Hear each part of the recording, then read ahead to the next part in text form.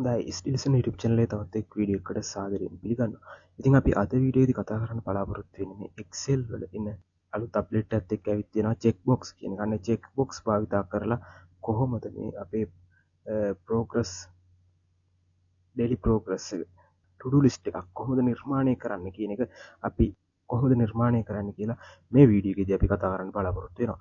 ඉතින් එහෙනම් අපිත් එක්ක එකතු වෙන්න ඔයාලට ඉගෙන ගන්න පුළුවන් කොහොමද මේ චෙක් බොක්ස් එකක් ඉන්සර්ට් කරගන්නේ. ඒ වගේම මේක භාවිතා කරලා කොහොමද මේ වගේ to do list එකක් ඇතුළත් කරලා progress tracking එකක් අපි හදාගන්නේ කොහොමද කියන එක තමයි අපි මේ වීඩියෝ එකේදී කතා කරන්න බලාපොරොත්තු වෙන්නේ. අපි යමු වීඩියෝ එකට. මෙන්න මේ ආකාරයේ කමාණය කරන්න බලාපොරොත්තු වෙනවා. මෙතන අපි ටික් කරනකොට මේ විදියට percentage අඩු වෙගෙන යනවා. ඔන්න ඔය විදිහට. ඒතර මේ තියෙන්නේ අපේ චෙක් බොක්ස් එකක් ඉස්සර මේ වගේ එකක් තිබ්බේ නෑ. ඇත්තටම Excel වල මෙන්න මේ දේ කොහොමද කරන්න කියලා අපි මේ වීඩියෝ එක පුරාවට කතා කරන්න බලාපොරොත්තු වෙනවා. අපි මම මෙතනින් ඔයාලට පෙන්නන්නම් කොහොමද මේ චෙක් බොක්ස් එකක් ඉන්සර්ට් කරගන්නේ. ඊට පස්සේ අපිට කරන්න තියෙන මුලින්ම අපි මේ අපිට ඕනේ තැනට ගිහින් අපි ඉන්සර්ට් කියන එකට යනවා. ඊට පස්සේ මෙන්න මේ චෙක් බොක්ස් කියන එක ඔයාලට දකින්න ලැබෙනවා. ඉතින් මම මේ භාවිතා කරන්නේ 365 කියන version එක භාවිතා කරන්නේ. එතකොට ඔයාලට මේක භාවිතා කරනවා නම් සහ අලුත් අප්ඩේට් එක ඇතුළේ අප්ඩේට් එකේ මේ ඔප්ෂන් එක දකින්න ලැබෙනවා. ඉතින් ඒක භාවිතා කරලා කොහොමද මේක ඉන්සර්ට් කරගන්නේ. ඉතින් මෙතන ගිහින් මේක ක්ලික් එකක් දුන්නාට පස්සේ මේ විදිහට ඉන්සර්ට් වෙනවා. ඒක ඔය විදිහට අපිට මේ පහළ ඩ්‍රැග් කරලා ඔක්කොම ටික ඉන්සර්ට් කරගන්න පුළුවන්. හරි ඊට පස්සේ අපි බලමු අර ඉස්සෙල්ලා පෙන්වුවා වගේ මේක ටික් කරනකොට කොහොමද මෙතන මේ ටික වැටෙන්නේ කියලා. ඉතින් මේ විදිහට ක්ලික් කරා යන්න පුළුවන්. එහෙනම් ක්ලික් කරන මේක through කියන අගය ගන්නවා. අනිත් වෙලාවට මේක false කියලා තියෙනවා. එතකොට මේ වගේ අපිට to do list එකක් එහෙම නැත්නම් daily progress එක tracking කරන්න අපිට පුළුවන් මේකේ මේ ටික එක භාවිතා කරලා. ඉතින් එතකොට මෙතන completed මෙතන summary එකක් විදිහට ගත්තොත් completed සහ pending කියලා අපිට මේ වෙන් කරලා තියෙනවා මම. ඉතින් මෙතන completed වෙනවා කියන එකේදී අපි ගන්න පුළුවන් අපිට මෙතෙන්ට මේ නම්බරයක් වැටෙන්නේ කොහොමද කියන එක. කරගන්න මම භාවිතා කරනවා count if කියන එක. එහෙනම් ෆන්ක්ෂන් එක භාවිතා කරන්න සමානයි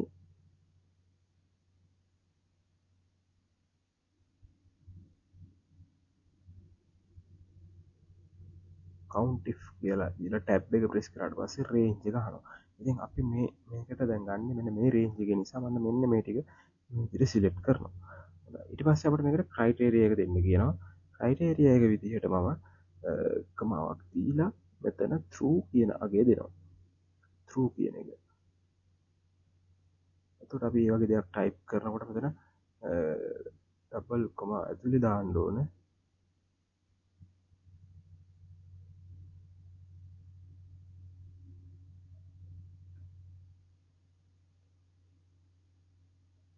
එකක් අන්න මේ විදිහට දැන් මේ ටික් හරි ලකුණ වැටලා තියෙන ටික එතන කවුන්ට් කළා 4යි කියලා ගත්තා. තව එකක් අපි මෙතන ඇඩ් කරොත් 5 කියලා වෙනවා. ඔන්න ඔය විදිහට වැටෙනවා. ඉතින් මේ විදිහටම pending කියන ටාස්ක් එක අපිට බලා ගන්න පුළුවන්. pending කියන එකට අපි දාමු මේ විදිහටම count if එකක්.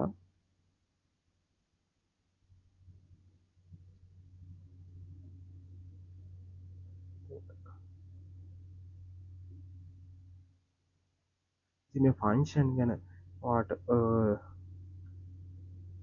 අවබෝධයක් ගන්න නම් අපි කලින් වීඩියෝස් කරලා තියෙනවා. ඔයාලට දැන් මෙතන දකින්න ලැබෙයි කාඩ් එක. ඉතින් ඔයාලට ගිහින් ඒ ෆන්ක්ෂන්ස් ගැන තියෙන වීඩියෝ නරඹන්න පුළුවන්.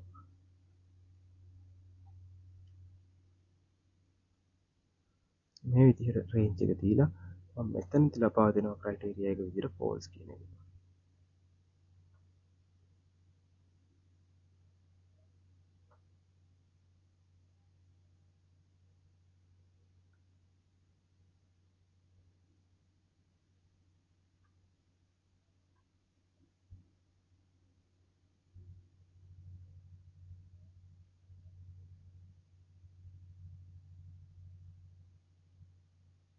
මේ වගේ අනිවාර්යයෙන් මේ ස්පෙලිං හරියට තියෙන්න ඕන. SE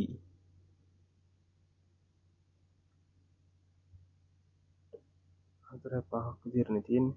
තව එකක් ඇඩ් කරොත් මොන විදිහට වෙනස් වෙනවා. ඉතින් මේ විදිහට පෙන්ඩින් ටාස්ක් එක කම්ප්ලීට් ටාස්ක් එක අපිට හදා ගන්න පුළුවන්. ඊට පස්සේ අපි බලමු ටෝටල් ටාස්ක් එක. මෙතෙන්ට ගිහින් මම දෙනවා මේකයි මේ දෙක එකතුව ගන්න කියලා. ඔය ඊට පස්සේ අපිට විතර දෙන්න පුළුවන් කම්ප්ලීෂන් එක ප්‍රසන්ටේජ් එකක් විදිහට මම දෙනවා මෙතෙන්ට. ඒතර ප්‍රසන්ටේජ් එකක් විදිහට කියන්නේ අපේ කම්ප්ලීට් වෙලා තියෙන ටාස්ක් එක බෙදන්න ඕනේ මුළු ටෝටල් ටාස්ක් එකෙන්. එතකොට තමයි අපිට මෙතන ප්‍රසන්ටේජ් එක ලැබෙනවා. මෙතන ප්‍රසන්ටේජ් සලකුණ ඇවිත් නැත්නම් මෙන්න මෙතෙන්ට ගිහින් මේක ජෙනරල් අවස්ථාවේ තිබ්බොත් ප්‍රසන්ටේජ් කියලා පෙන්වන්නේ නැහැ.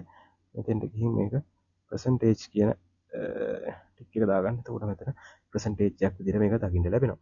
ඊට පස්සේ අපි බලමු කොහොමද මේකේ අර බාය එකක් විදිහට මේක වැඩි වෙන්න වගේ අපි නිර්මාණය කරලා තිබුණේ කොහොමද කියන එක බලමු. ඒකට කන්ඩිෂන් ෆෝමැට් එකට යනවා මෙහෙම. ගිහින් මෙතන new rule එක දෙනවා. new rule එක දීලා format all cell based on their value කියන එක ඉඳගෙන මෙතන format style එකට data bar එකක් දෙන්න. ඊට පස්සේ මෙතන මේ minimum එක number කියලා බිංදුව කියන එක දෙන්න. maximum එක අපිට numbers කරලා maximum වගේ එක කියලා දෙන්න. එතකොට තමයි percentage එක විදිහට ලගන්නේ. ඊට පස්සේ මෙතන color එකක් අපිට දෙන්න පුළුවන්. green වගේ color එකක්, solid fill එකක්. මෙතනත් solid border එකක් දීලා මේකේ direction එක මම left to right දෙනවා. දීලා කෝපී කරනවා. එසන් ඔය විදිහට මේක වලට දකින්න ලැබෙනවා. මේ විදිහට ටික් එක වලට percentage එක මේ විදිහට අඩු වෙගෙන යනවා. ඉතින් මේක ඔයාලට ගොඩක් වැදගත් වෙයි වගේ. හොඳයි. ඉතින් ඔන්න ඔය දේවල් ටික ඔයාලට වැදගත් වෙයි කියලා හිතනවා. වීඩියෝ එක වැදගත් වුණා නම් subscribe කරන්න, comment එකක් දාන්න. තව මොනවාරි දැනගන්න තියෙන දේවල් තියෙනවා නම් comment කරන්න. ඒ වගේම යාළුවන්ටත් දැනගන්න share කරන්න කියලා මතක් කරනවා. අපේ channel එක subscribe කරලා නැත්නම් තාමත් subscribe කරලා bell button එක click කරගත්තොත් මේ වගේ වීඩියෝස් ඉක්මනින් ඔයාලට බලා ගන්න පුළුවන්. එහෙනම් තවත් වීඩියෝ එකකින් ඉක්මනින් මම සියලු දෙනාට සුබ දවසක්.